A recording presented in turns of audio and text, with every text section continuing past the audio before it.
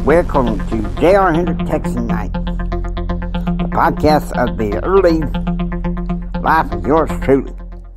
Get ready for this two-part episode called Cardinal Crown.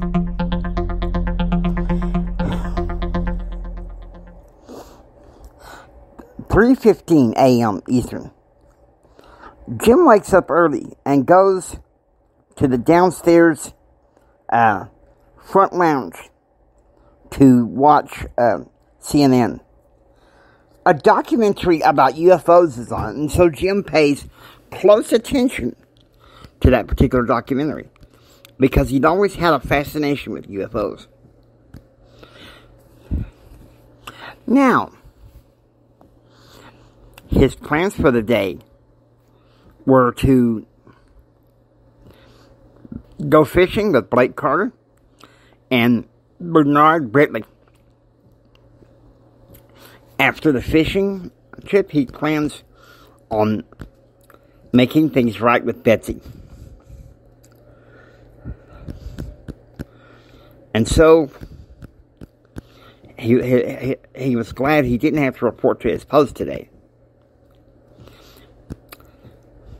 3:15 a.m. Central. JR wakes up coughing badly with a minor asthma flare-up. Luckily, Darren had taken him the day before to John Halsey Pharmacy to get his rescue inhaler refilled.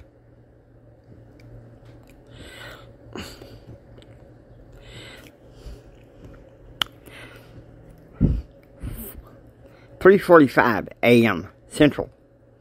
Betsy wakes up with debilitating stomach cramps. She walks into the bathroom seeing JR's bedroom light on and reaches for her tonic. She had heard about this tonic back in 1962 when she went to visit her mother her parents in Grapevine, Texas.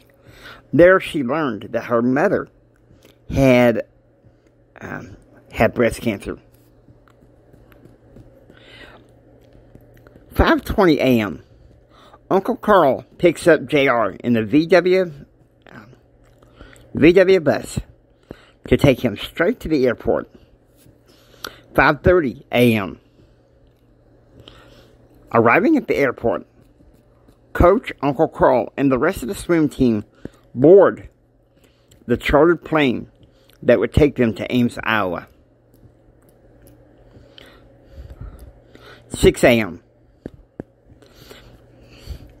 The private jet takes off from Lubbock International Airport, headed towards Ames Municipal Airport. Charlie, at this point in the morning, had already had 6 Jolt Colas, 3 Mountain Dews, and 1 Red Bull.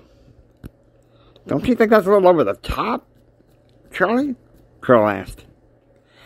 "When you want to be a top-notch athlete and an economist extraordinaire, you've got to have the type of energy I want," Charlie said. "Well, I see. Let's see," Jared said. "Dave Smith said he caught you in the Gordon Hall dorm TV room at 4 a.m., having watched Murphy Brown and Northern Exposure. Man, that chicken Northern Exposure was hot," Charlie said. "Is that all you think about, Charlie? Sex? Really?" Coach asked. "Look, back in the 60s and 70s when I went to school, I was interested in hot chicks too. But times change." "One thing I don't understand," Charlie said, turning to JR, "is why you haven't banged Jennifer Bowers."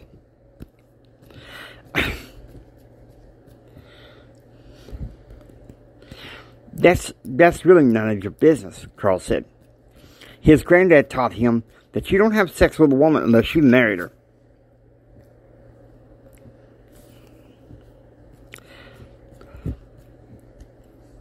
"Yeah, that's right," Jared said. "Let me tell you something. Mama said that back in the 60s, along with the drinking, he used to womanize heavily until Granddad took a shotgun to him. 6:35 a.m. Central. As the plane is going over Oklahoma, Brent Clark approaches JR. So, which is more important? The crisis in Rwanda or the Whitewater affair? Well, let's see, JR said. Ethnic cleansing is bad no matter what it is. But my daddy's right. We still got to take care of our own at home. Do you always follow everything your father says? Brent said. No, Carl said. Now look, there was a time when he was a small child that his father, he would be deathly afraid of his father. It wasn't until he was about 9, 10 years old that he learned that he could trust his father through his grandfather once again. And Carl said, and even then, those two still have their moments.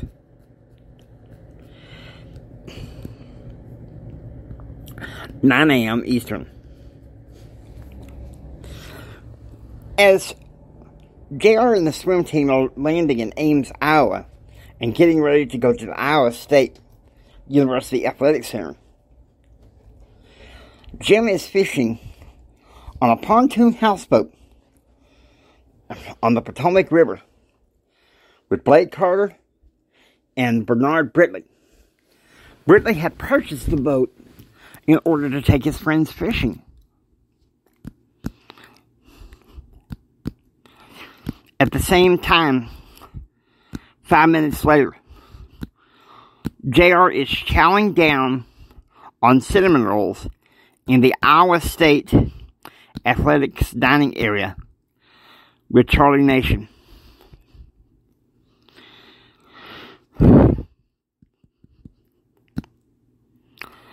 9:15 a.m. Eastern. On the boat, the men are having a good time. Already, Bernard Britley had caught 3 crappie, two bluefish. I learned to fish off Cape Fear, Britley said.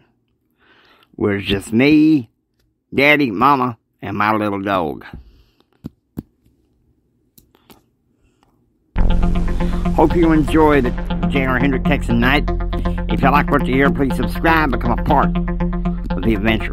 This is J.R. Hendrick saying until next time, take care and enjoy the rest of the story. God bless you.